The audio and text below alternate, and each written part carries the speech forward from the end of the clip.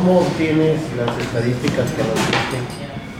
¿O son estudios de evaluación de ustedes en el ejercicio de los programas sobre la pobreza y la pobreza extrema? Esa es la primera. Y la segunda, que no es tu tema directo, pero en el asunto de la tuberculosis, ¿qué actividad están desempeñando ustedes en coordinación con servicios de salud? Bueno, mira,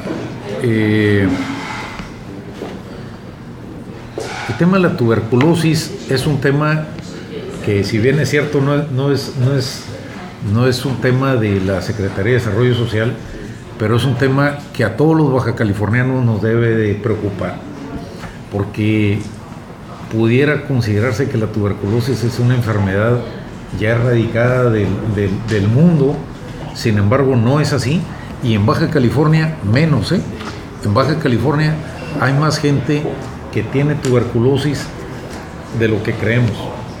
Hay mucha gente que tiene tuberculosis y hay gente que tiene el escenario de físico, pues no sé cómo decirlo claramente, pero que tiene todas las posibilidades para que en el momento en que tenga un contacto con una gente que tenga tuberculosis, inmediatamente tiene las condiciones propicias, pues, para adquirir la tuberculosis directamente. ¿Qué es lo que estamos haciendo con la Secretaría de Salud? Pues nada, lo digo claramente, no estamos haciendo nada. Ese es un tema que la Secretaría de Salud lo ve en concordancia con otras dependencias federales, como es obviamente el ISSSTE, como es el Instituto Mexicano del Seguro Social, como creo que debe ser con el ISSSTECALI, en fin. Pero ese es un tema que lo ve directamente la Secretaría de Salud a través de sus jurisdicciones sanitarias, las jurisdicciones sanitarias. Eso por un lado. Por otro lado, respecto a los números de la pobreza, nosotros nos manejamos con dos fuentes de información. Uno es el INEGI, pues, que es una dependencia federal muy respetada y muy cierta, y por otro lado tenemos otra institución que es el Coneval, el Consejo Nacional de Evaluación. El Consejo Nacional de Evaluación lo maneja una persona que se llama Gonzalo Hernández, que yo lo conozco a Gonzalo desde hace más de 30 años, es una gente muy capaz. El Coneval es una institución, es un consejo integrado por el gobierno de la República y por la iniciativa privada también. Gonzalo lo encabeza, pero en ocasiones los números de Coneval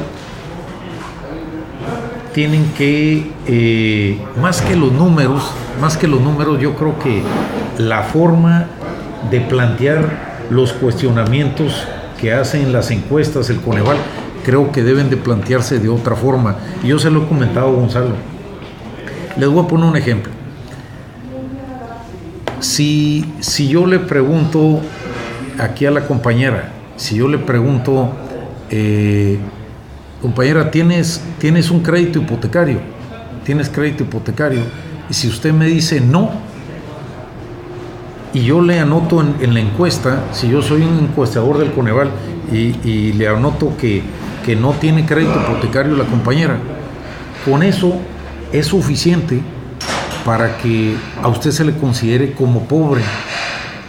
Entonces, y no forzosamente tiene que ser así, porque puede ser que usted no tenga crédito hipotecario, número uno, porque no quiera, número dos, porque ya tenga casa, número tres, porque su marido le compró casa, o porque se sacó la lotería, por lo que usted quiera. Pero el hecho de no tener crédito hipotecario no quiere decir que sea pobre. Entonces, por eso yo cuestiono los cuestionamientos de Coneval, porque si en ese cuestionamiento que yo le hago a la compañera, si le digo, a ver, ¿por qué no tienes crédito hipotecario? Y ella me dice, pues porque no quiere, porque no quiero. Pero sí tienes derecho sí, yo tengo Infonavit, puede ser que me diga. O yo tengo derecho, no estoy en el buró de crédito y puedo sacar un crédito con Bancomer o Banamex o BCH, el que ustedes gusten. Bueno, entonces la respuesta sería diferente. Sí, efectivamente, no tiene crédito hipotecario, pero porque no quiere, porque ya tiene su casa, pero sí lo puede tener. Entonces, por eso es que ha habido diferencias entre lo que dice el INEGI y lo que dice Coneval, porque los cuestionamientos, la forma de llevar a cabo las conclusiones que arrojan las encuestas son diferentes. Por eso es que cada año también decimos, es que 5 millones de pobres más, es que 10 millones de pobres más, es que tantos más. Pues a ver, hay que dimensionar bien las cosas.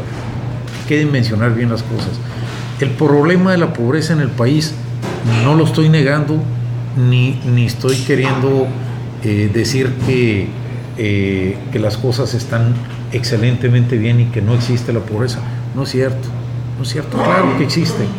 Y con que hubiera uno, con eso es razón para ponernos a trabajar y ver la manera de que ya no exista eso. Que me traigo todos los números grabados, van a decir, este delegado es una... Pero no, digo, lo que pasa es que son temas que uno ve, ¿no? Por ejemplo, en marzo del año pasado, del 2016, había en base a lo que dice el INEGI, había una desocupación de la gente que económicamente puede ser activa, o que debía ser económicamente activa. Traíamos una desocupación de un 4.9% de la población nacional en marzo del 2016. Ahorita en marzo del 2017 traemos un 3.5% de la población.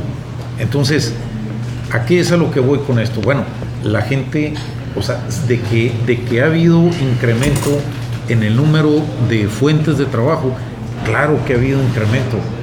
Eso no se lo puede negar absolutamente nadie al presidente Peña, que ha hecho un gran esfuerzo ojo con esto que les voy a decir, por poner las condiciones a la iniciativa privada para que cree los empleos, porque el gobierno no es quien para estar creando empleos.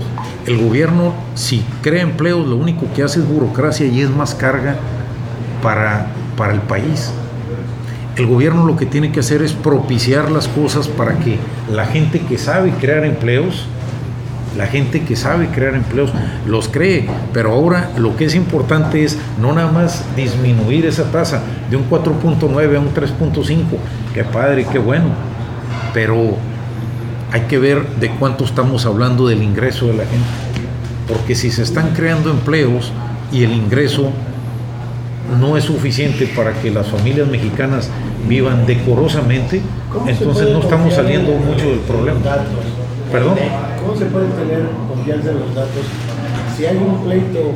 No ha parado, siguen peleándose, Coneval sigue sin estar de acuerdo con lo que manejó INEGI, sus estadísticas por haber cambiado de manera unilateral las variantes, y eso obviamente arroja equivocaciones a este.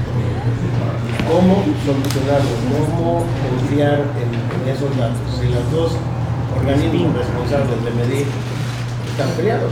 Bueno, respecto a este tema de cómo confiar, o en quién confiar más bien. Eso le preguntaba si era usted el que medía la delegación de manera... No, nosotros lo que hacemos,